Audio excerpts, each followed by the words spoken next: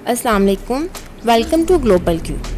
नाज़रीन, आज हम बात करने जा रहे हैं वेबसाइट्स पर नज़र आने वाले आम एरर्स 404 और 503 का असल मतलब क्या है।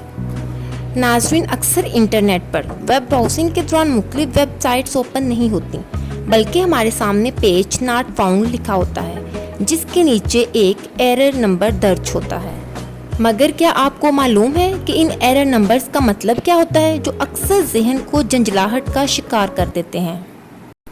वैसे कुछ वेबसाइट्स एरर कोड्स आपकी ही गलती का नतीजा होते हैं, मगर ज़्यादातर ऐसे होते हैं जो सर्वर से मुतल्लिक मसाइल का नतीजा होते हैं, जिनको वेबसाइट एडमिनिस्ट्रेशन ही ठीक कर सकती है। तो चलिए नाज़रीन, बढ़ते हैं इन एरर कोड्स की तरफ। तो सबसे पहले बात करते हैं एरर कोड 404 की। एरर कोड 404 ये सबसे ज़्यादा नज़र आने वाला एरर कोड है, जिसका मतलब है कि पेज को दरियाफ्त नहीं किया जा सकता। ज़्यादातर ये एरर इस वक्त नज़रों के सामने आता है जब आप किसी वेबसाइट का URL सही टाइप ना कर रहे हों, तो आप अपनी टाइपिंग की गलती ठीक कीजिए और बस काम स्टार्ट कीजिए। ताहम अगर आप दुरुस्त URL दर्ज कर रहे हैं तो फिर भी आपको नाकामी का सामना करना पड़ रहा है, तो इसका मतलब है कि पेज को डिलीट कर दिया गया है या मूव कर दिया गया है। तो चलिए नाज़रीन, आप बात करते हैं एरर कोड 400 की। इस एरर को यूज़र की बैड रिक्वेस्ट के तौर पर भी जाना जाता है।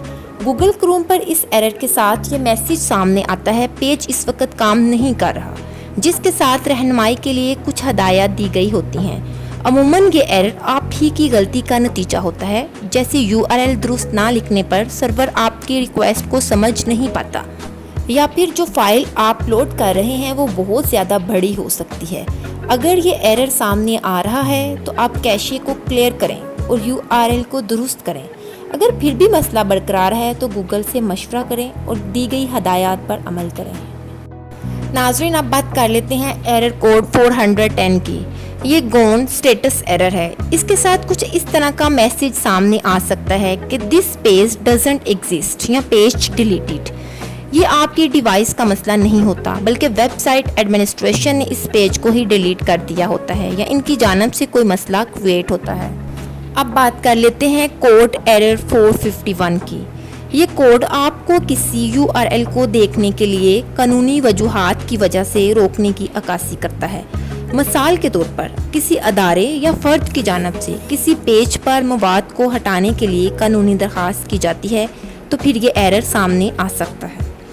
इस तरह के एरर पर मवाद को देखने के लिए VPN या प्रॉक्सी सर्वर का सहारा लेना पड़ सकता है। तो नाज़रीन, अब बात कर लेते हैं एरर कोड 503 की।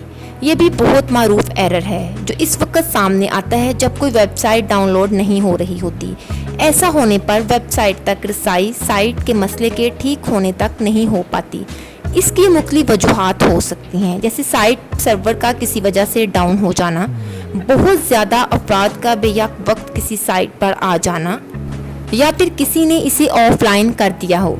वैसे तो एरर कोड्स की एक तवील फहरिस्त है, मगर ऊपर दर्ज कोड्स वो हैं जो अक्सर अफराद को नज़र आते हैं, वरना 200 सीरीज़ के कोड्स किसी को नज़र नहीं आते, क्योंकि इसके ज़्यादातर कोड्स इस बात की निशानदही करते हैं कि साइट्स के मामला ठीक चल रहे हैं। नाज़रीन, आपको हमारी ये वीडियो कैसी लगी? हम उम्मीद करते हैं कि इस वीडियो को मुकम्मल देखने के बाद आप एरर कोड को समझ सकेंगे, इनकी वजूहात जान सकेंगे और आपको इनका हल ढूंढने में आसानी रहेगी और आप झंझलाहट का शिकार बिल्कुल भी नहीं होंगे। नाज़रीन, अगर आपको हमारी वीडियो अच्छी लगे तो वीडियो को लाइक कीजिएगा, चैनल को सब्सक्राइब कीजिएगा। इसी के साथ हमें इजाज़त दीजिएगा। दुआओं में याद रखिएगा। अल्लाह हाफिज़। Thank you.